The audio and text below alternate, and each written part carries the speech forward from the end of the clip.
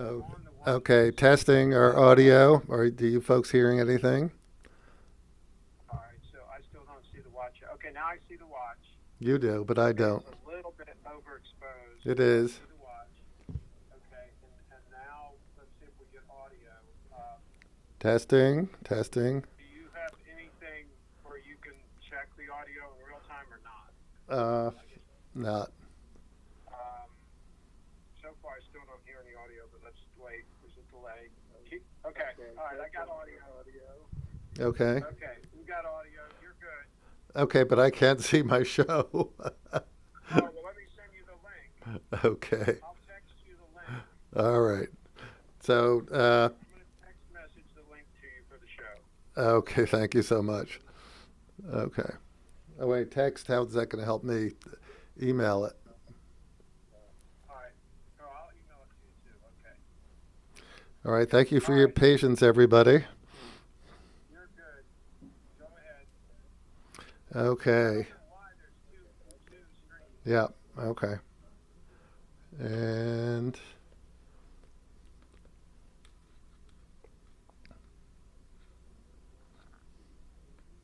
hang on one sec, folks. I got to cannot see my stream. And should get good. Craig has done the job again. Here we go.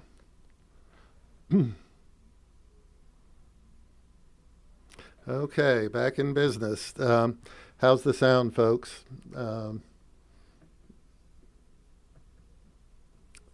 Are we doing okay with the sound? Okay. And Ray, we are on. I apologize, everybody, but it looks like the new system does work. It was probably a little mistake on the back end of YouTube on my part. So Craig was able to straighten it out, and let's have a nice show. So, what are we doing here today? We are, yes, the show is supported by Tutor, and they took care of getting us back online. And so here we are. I am showing the new piece that we've gotten in from Seiko, and that is the slightly overexposed SLA 039.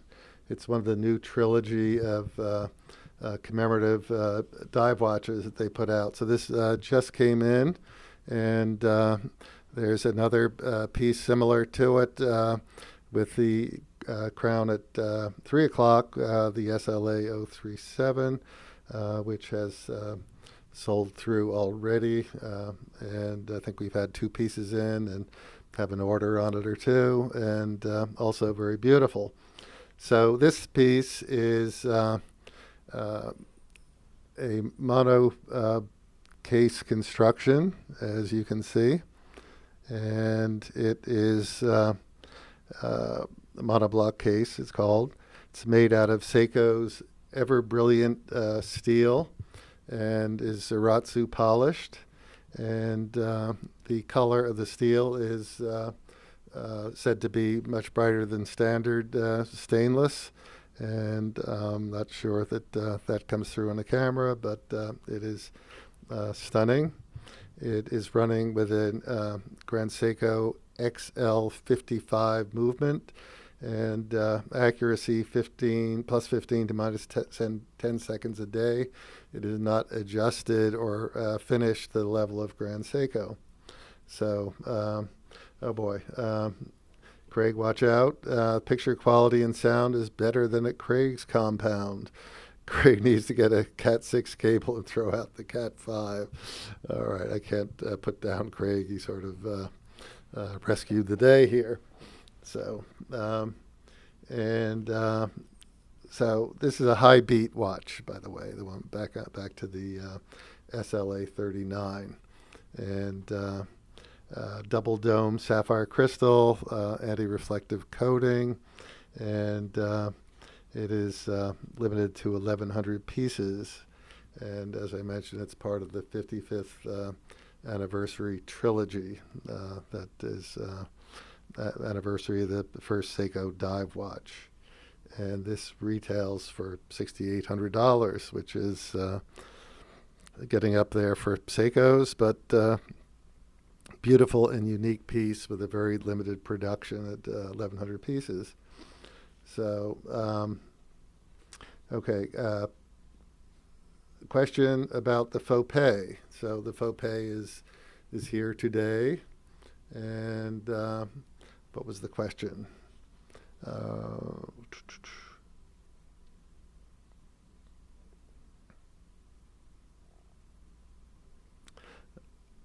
Okay, Triforce, does Grand Seiko still make mechanical non-high beat movements, or do they only use the movements for Seiko? No, there's still a range of pieces that are still running on the 28,800 beat movement, and I will show a pre-owned one in a few minutes, and Deport is question marking and asterisking about it not being regulated for $6,800. Well, I can't comment one way or another on it, but it is a gorgeous piece and a heck of a hunk of beautiful steel. So test out the sound by turning the bezel. Okay, I'll bring the watch up by me and see if you can hear it. It's super quiet. I can't hear it, but my hearing isn't the best. I have it right on the mic. So it does turn very nicely, though. And that's a little better shot, actually. So, all right. So that's that piece. That will probably be going out the door fairly promptly. And the next piece that I want to show is also part of the trilogy. Let me remove that and put this piece up and get her focused. And these are very reflective crystals, I think, as you can see. So this piece is the SLA 041. It is a beautiful watch with a shroud, and as you can see, and tuna can design, and it has a ceramic shroud, this part, and has ever brilliant steel bezel, and the case, which you can see on the back, is titanium. So it's a tri-metal, tri-force watch, hint, hint. Okay, so, and this is also limited to 1,100 pieces, and it has a pure iron dial, and it is resistant to 40,000 amperes per square meter, or per meter, in terms of anti-magnetism. And I did not mention it is water resistant to 1,000 meters. So should you want to go down that far, pretty good thing. So, and okay. Okay, Deport, TGV. I think it's okay that last watch is a regular Seiko rather than Grand Seiko because it's a historical reissue. Okay. And Ever Brilliant is Deport's middle name. I'm sure it is. I thought it was Triforce's also. And thinks that the tuna was always supposed to be a quartz. I think it's actually defined by the shroud. So in this case, it is not a quartz. And beautiful piece. Okay, Chi-Town just joined us. And Leon, tuna cans are no joke. A tough watch that has short lugs, so it looks good on all wrists. I don't know about all wrists, but it is 52.4 millimeters in diameter and 17.2 thick. Actually, it could be thicker. It's not as thick as one might imagine it could be at 52 millimeters diameter. And the lug length, not too bad for what it is at 53.5 millimeters. Okay. Corey Wilson James. I have waited many decades for a watch at this level of quality. My birth year of 1945, Steve and you. I've waited a similar number of decades. I'm not going to give the whole Megillah out, but yeah, not a spring chicken over here. And does that tuna have an 8L caliber? It has, I believe it does, and just going to check out exactly the caliber, 8L35. Okay, so that is the two-part of the trilogy, and I'll probably show the SLA 37 when we get the next batch in. It's worth looking at. It's my favorite of the three, and very special also. And Lance mentions that the tuna's dial would look better if there was no date. Okay, that may be true. It would be more symmetrical for sure. So, okay. Let's move on. And got in a couple of pre-owns, Grand Seikos. They're starting to flow a bit. And I thought I'd show this piece. And it is part of the Quartz Sport collection. And we've talked about how, although it wasn't a limited edition or series, the Sport collection, they were sort of abruptly canceled, to use a current term, from the U.S. market and disappeared prematurely, in my opinion. So here we have this pre-owned piece in, and it is the SBGV 243 Sport Quartz watch with a black dial, and caliber 9F82, and operates at plus or minus 10 seconds a year. And it's on a nice Cordura strap. This piece is impeccable, and 200 meters water resistance.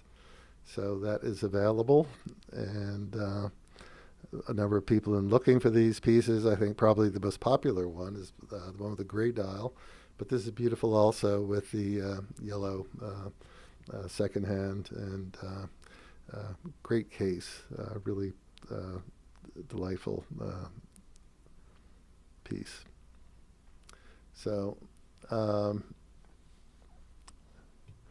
okay. Kyle Jett never wants a date on a watch again. Okay, Kyle, we're going to keep that in mind. So, okay, so a little breaking news. I'm going to bring in our friend from, turn on your sound, and should be good. Okay, I have with me our friend Brandon, who we need to look up because you're not going to be have a lit face. Brandon is our precocious intern for the summer and into the fall, and we're celebrating his first Grand Seikos sale, I think. Is that right? Second. Yeah. Okay, but you sold a snowflake today, so he's getting out there on the floor with the best of them. So congratulations. But he just notified me shortly before we started that we had an interesting piece show up, and a lot of folks have been waiting for, and so we thought we'd just sort of show it in here. Are you hearing his voice, by the way? Okay, input too high. Is that from Brandon? And I'll try to knock him down a little bit. Okay. Is it better now? Okay, hopefully not as... Okay, I don't have, I can't hear the sound on this end, so if we haven't ratcheted him down far enough, we will do that. I'm not sure if both of us or just Brandon. So I'm going to get him down a little bit further. Okay, how's that? Say something. Are we good?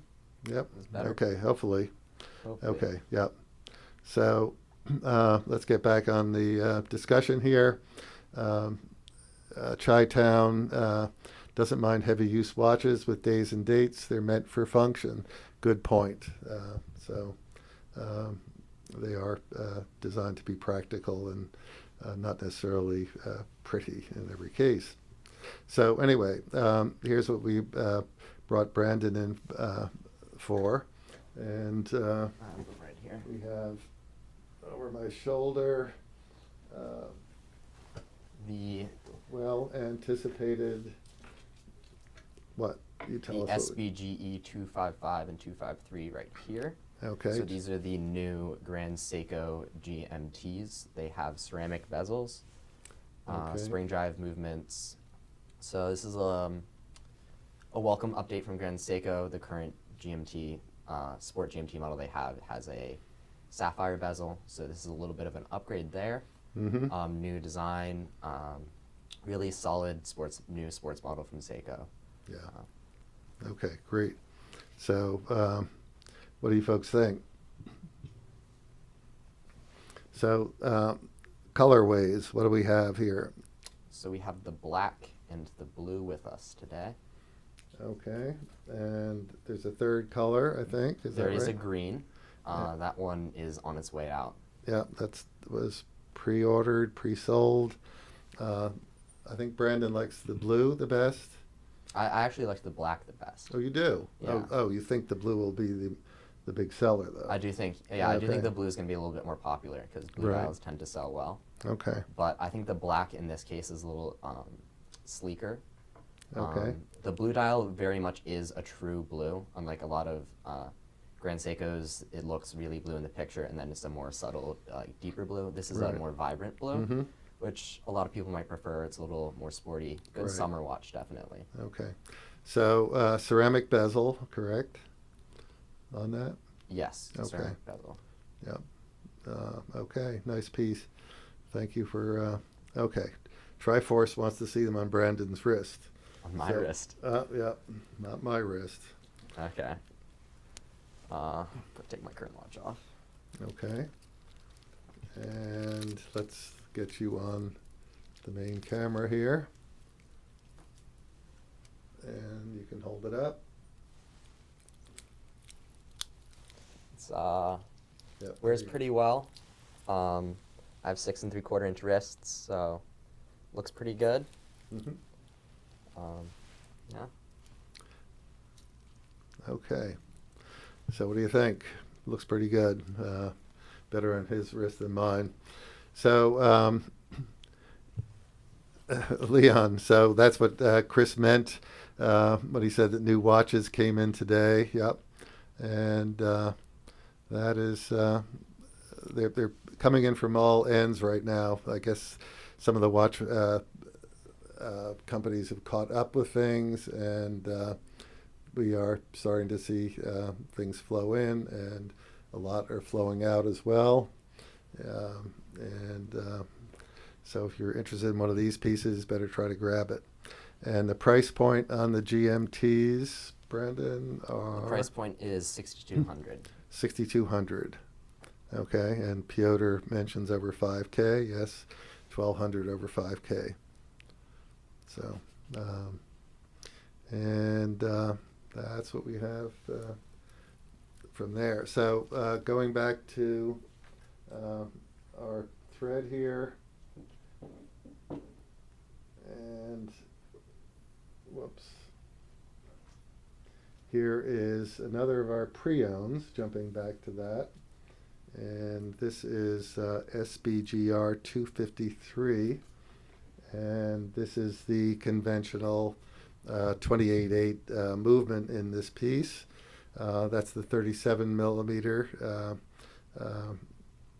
automatic with a black dial. Also very clean and available. Just came in the other day.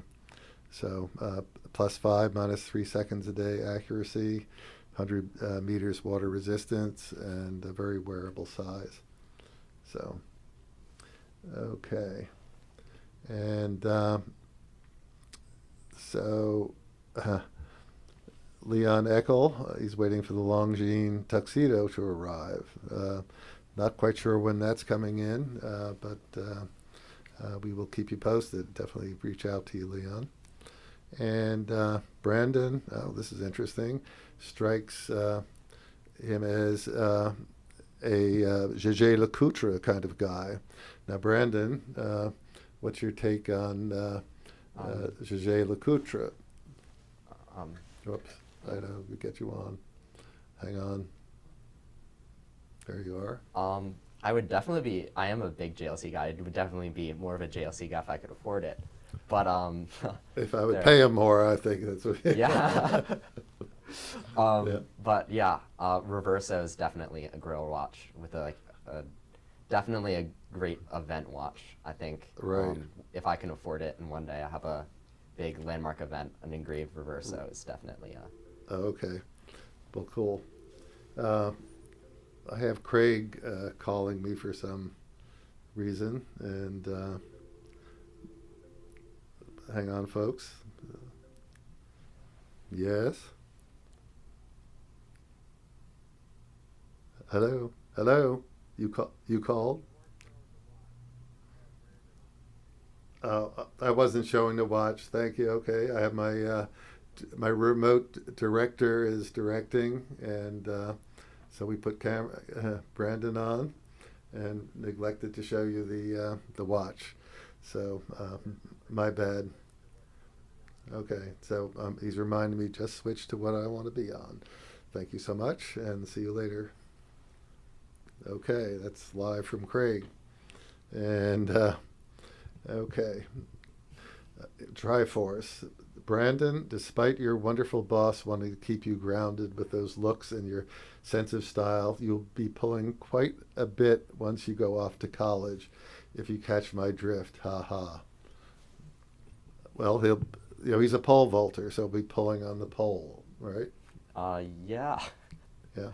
Well, tell us a little bit about your pole vaulting exploits. I haven't followed up with you about that yet. Yeah, so I pole vault, which is an event in track and field. It's a pretty niche event, but it's a whole lot of fun.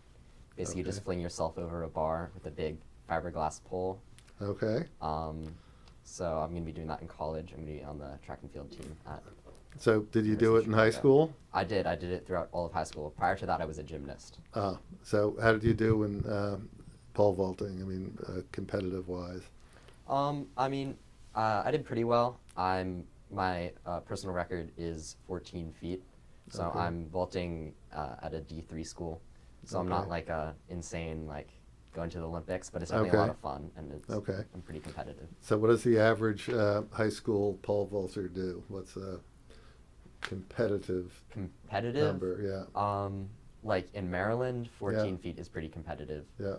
But a lot of the kids going to D1 schools are doing 15, 16, even 17 feet going into college. So what's your goal? My goal? I want to break 5 meters, which is about 17 and some change, by the end of my college career. By the end, okay. Yeah.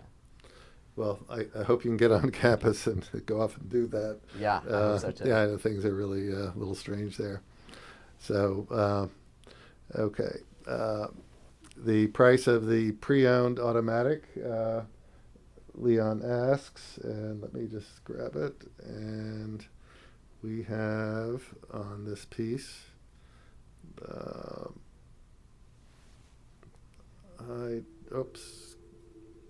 we have 3250 on this, and it's in impeccable shape, as I mentioned before, Leon.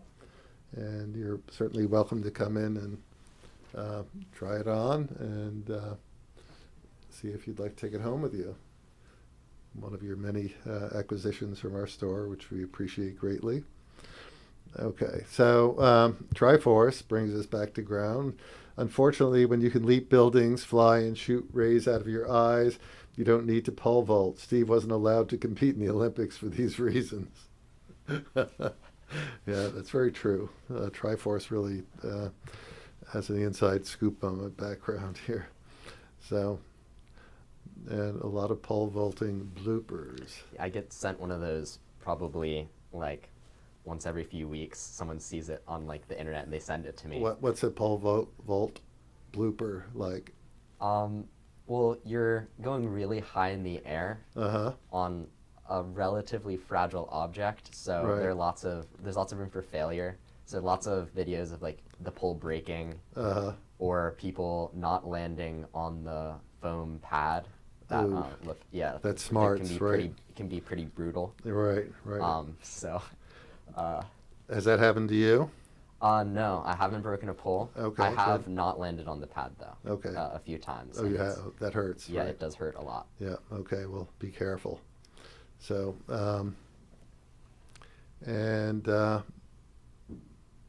okay. Todd Bunce signs in. How are you doing, sir? And Trashy Larry. It has been too long. Welcome back.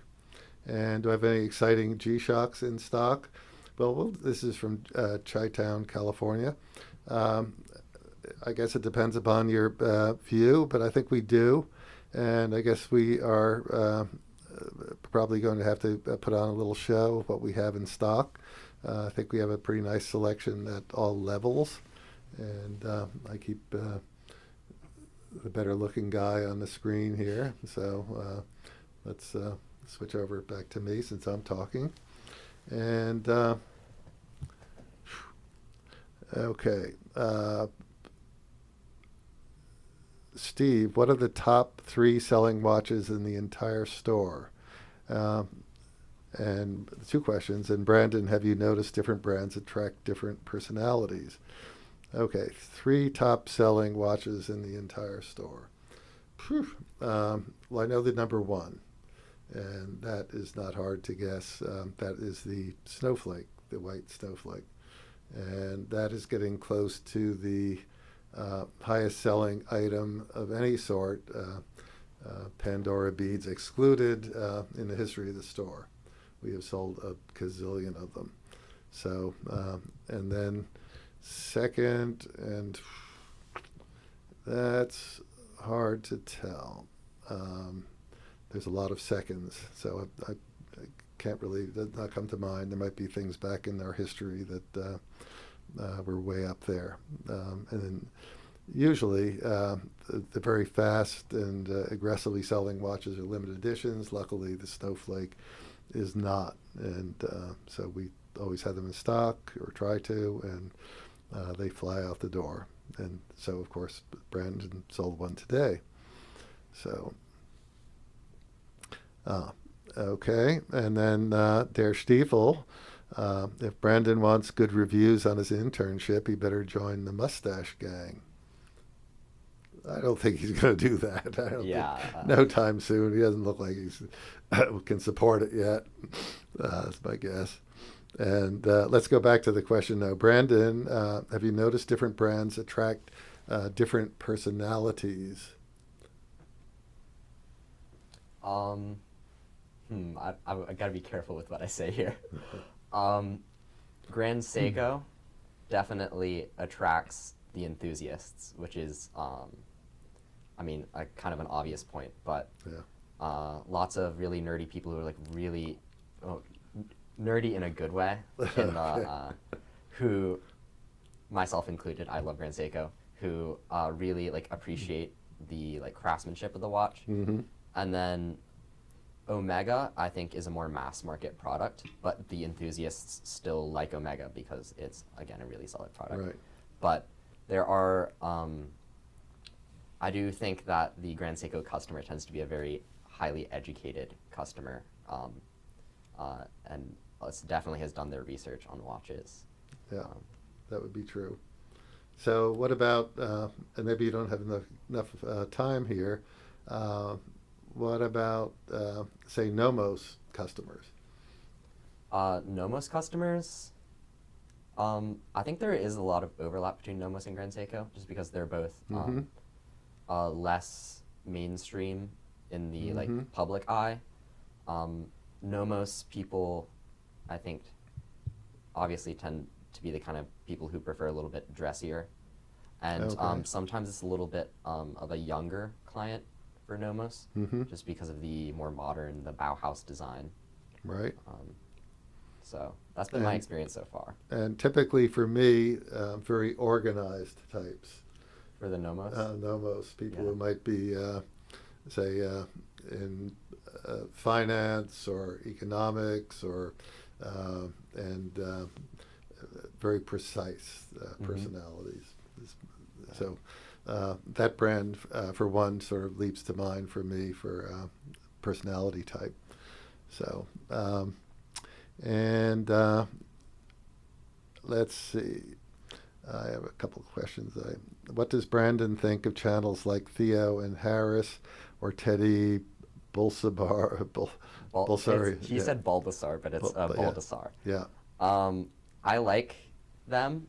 I'll throw Bark and Jack in there. That's a pretty good one. Just because the photography with Bark and Jack is really good. Right. I don't watch much Theo and Harris. I did for a little bit. I wasn't as into that. I'm not gonna say anything like. I'm not gonna try to create any drama here. Okay. That's a good thing. But definitely Bark and Jack and Teddy Baldassar are the main ones I watch right now. Yeah. Okay. So Luis R., how are you doing? Good to see you.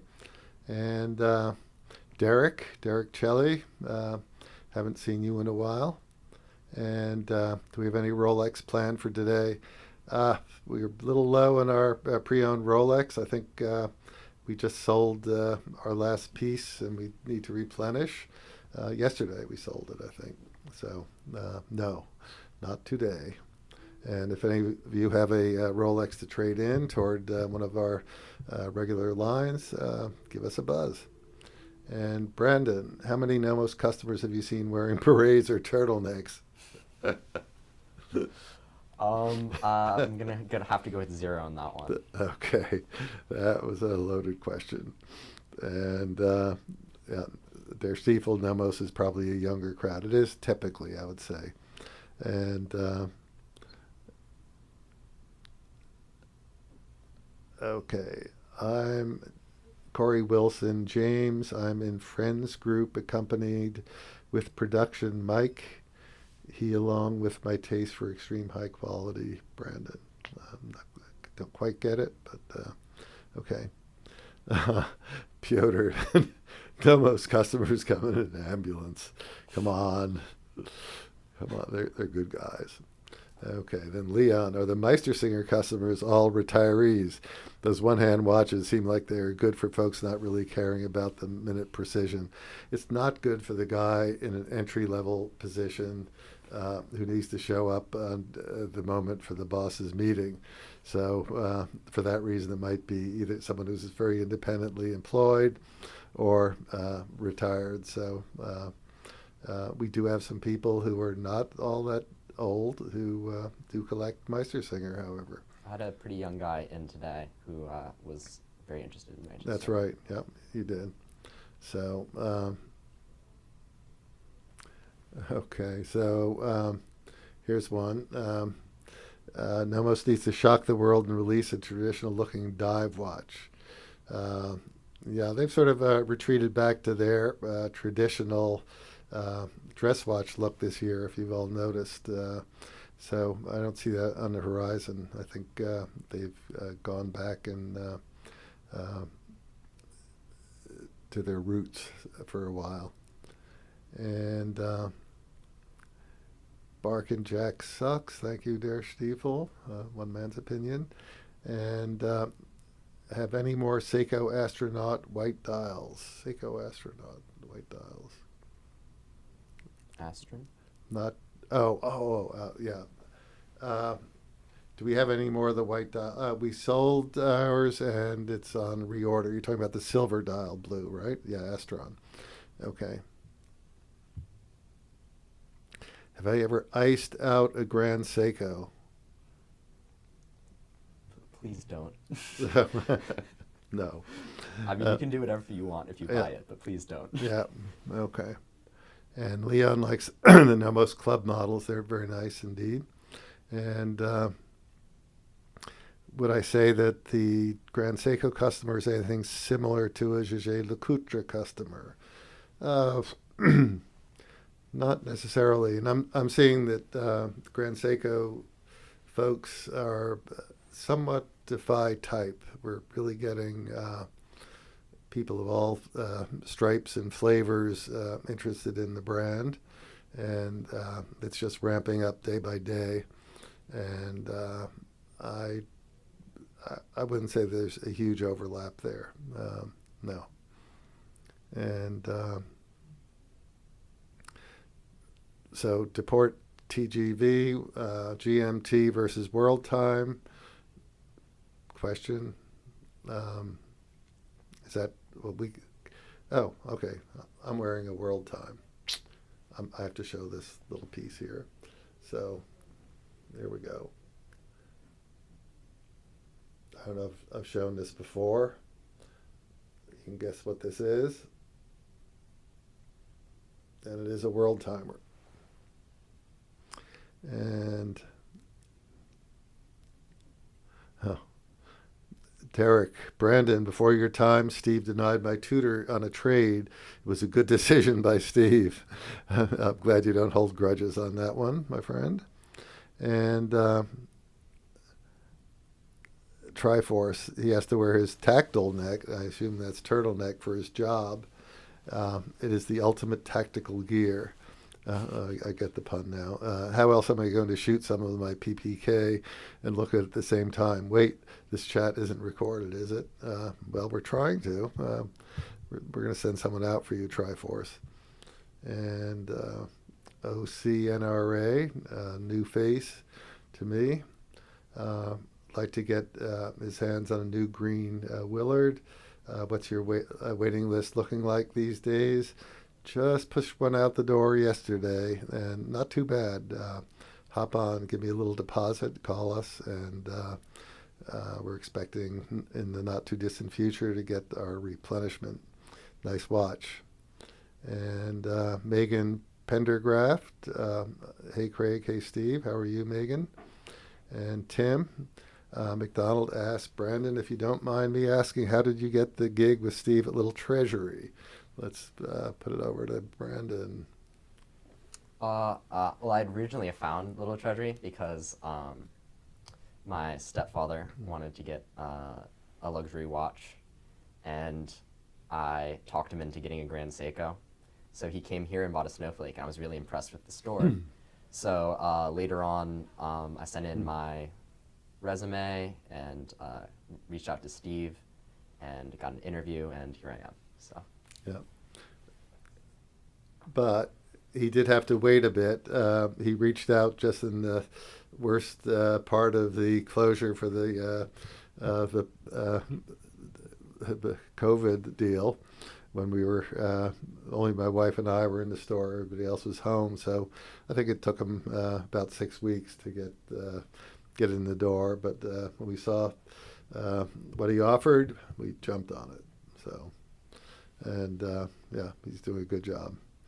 And okay, interestingly enough, says Leon, the Seiko Turtle Diver is a big Rolex forum favorite. Oh, that's interesting. Okay, so we'll have to check that out. And Deport asks, what watches are traded back soonest after buying from the store? Tudor? Well, we don't sell Tudor here. So that is not for us. But I'm not going to disclose this, but there's some models of our very popular brand that do get traded back in very quickly, although the models are very highly regarded by the powers that be. They sell briskly, but they come back. And then we sell them as pre-owned, but don't expect me to itemize them. So, Triforce asks, any more Seikos coming in? He's going to do a write-up and link Little Treasury at the end. That'd be wonderful. Yeah, we have Seikos in stock, both of them. Just came in yesterday, the day before yesterday, or today. I don't know exactly. Yeah, the other Yeah. day. Yeah. But they're both in They're stock both in those, the case. yeah. We have both of them. Okay. And DePort wants to track down Derek's tutor, so go ahead, guys. And the price on the new Seiko silver dial Astron, that is $2,600 or thereabouts. It's not exactly in my head. Don't hold me to that.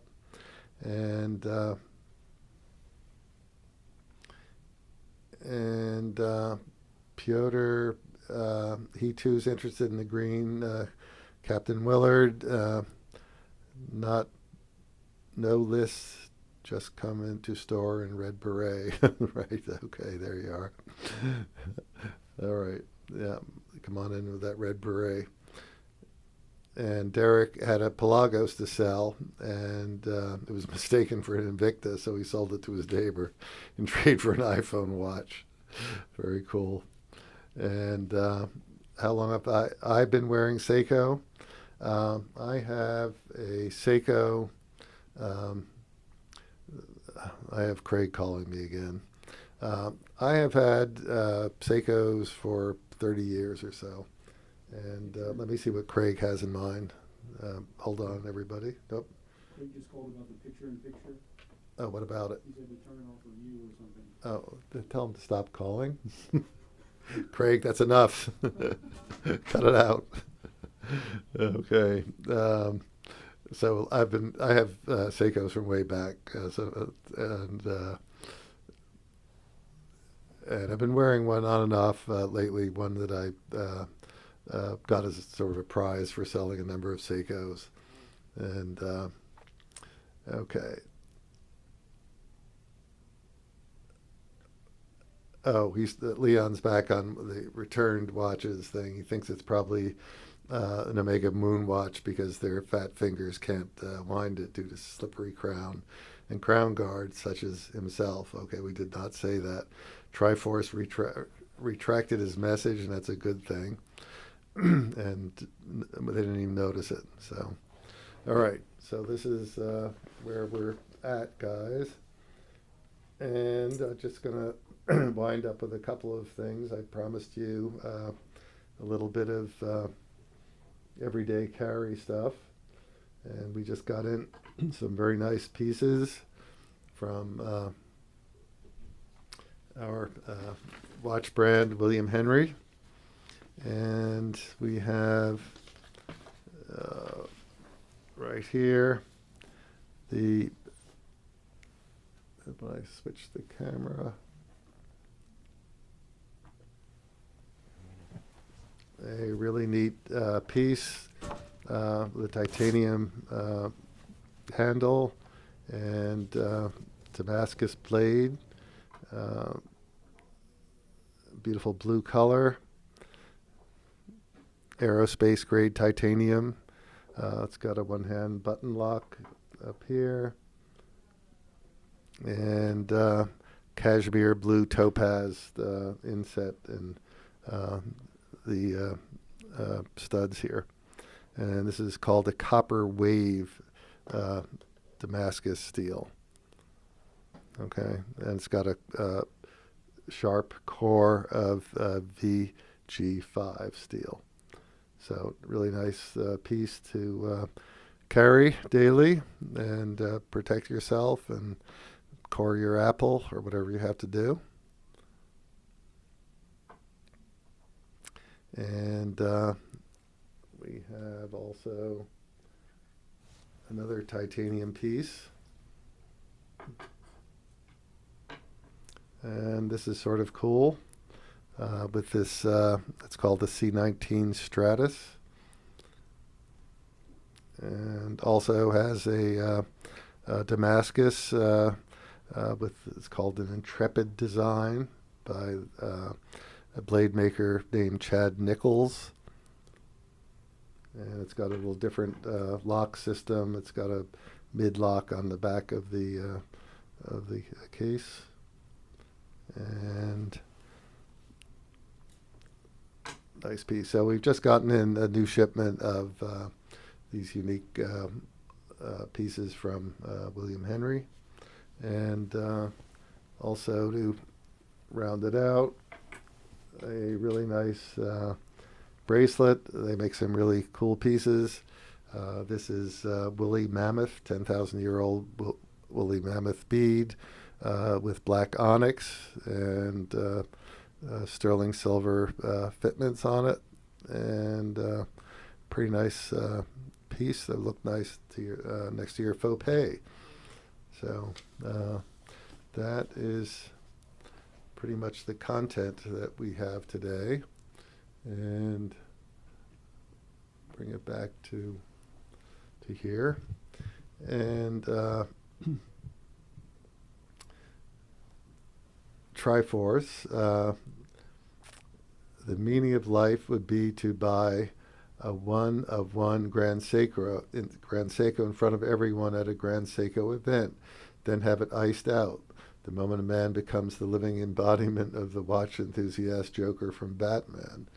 Okay, well, when you come to the next event, Triforce, we will try to provide such a piece, one of one Grand Seiko, and contact me about deposit, and probably take a couple months. So, and Piotr has a moon watch. It's small but doable. Would look weird with a bigger crown. Not sure it would be a moon watch. And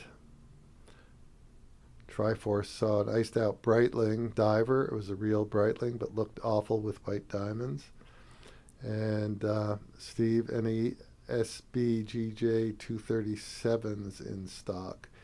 SBGJ 237 is the No. not yet. They are not here yet. It's a brand new model. Yeah. Also, if you want a moonwatch that's easy to wind, well, it's not actually technically a moonwatch, but the first Omega in space has no crown guards, so Okay. it's way easier to wind. Good, thank you. And Leon's not a fan either of iced out watches, but does think that the Grand Seiko with sapphires that cost $185,000 is stunning. That's a pretty heavy price point. That would be hard to justify. And Trashy Larry, see you guys in the Tommy Big Time chat.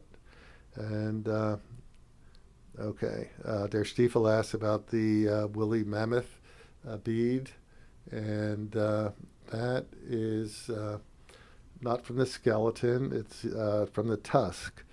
And I understand they get a lot of these from Siberia. From the bottom of the ocean. From bottom of the ocean? Really? Or, Okay. yeah, underwater. Underwater, where? I'd have to The look that up. former ocean over Siberia? So, Brendan is checking my facts here, and I need to ice out Craig's 002, yes, if I can get out of his little tight grasp. And Tim McDonald, do I stock Citizen watches? Yes, we do. And if you would like to pre-order a caliber 001, we have that incoming. We've sold 3 of them, and this is the 4th most accurate autonomous watch in the world. And Little Treasury edition for the 002. Not really. Why do you think men should wear a bracelet? I know it's trendy now, but what's the reason? Signaling? Oh, I don't know. I never used to wear one till I got my faux pay, and it's just a lot of fun. I enjoy it, and I've added another bracelet that I left off today to the collection, and I don't know. It's just why do you wear a wristwatch? Just decking yourself out. And Luis R., the woolly mammoth tusk isn't considered ivory. Apparently not. We see that kind of material in some watch styles of some brands we carry, and they get imported to the U.S. And I think it seems to pass. Okay. The Grand Seiko Steve edition has a button that turns off Craig's voice every time he complains about every little sound or video issue. I wish.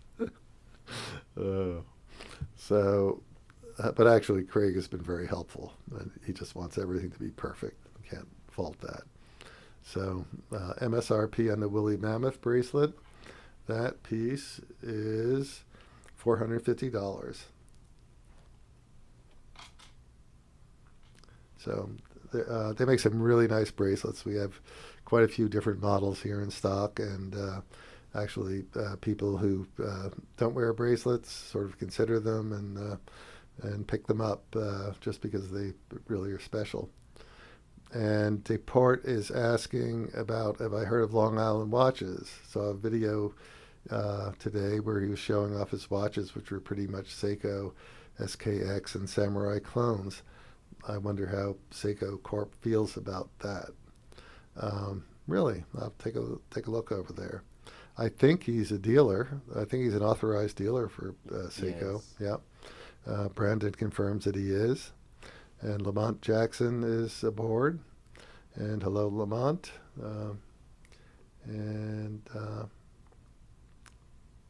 Okay, little side chat here. So I think we've covered the turf, and it's getting to be about that time. We've been on for an hour, or actually a little less due to the snafu at the beginning. And as usual, we appreciate you coming aboard, and hope we've answered all your questions. Give me a buzz if not, and consider some of these pieces I've shown you.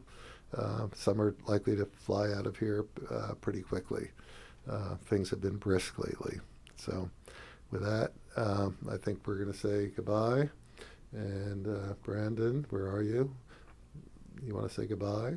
Yeah, bye-bye. Okay, take care. It's been fun. Okay, it's been fun indeed. So I'm going to try my new button to stop the show, and we'll see if it does. It didn't start it too well, but that's it. And we'll see you again soon. Take care.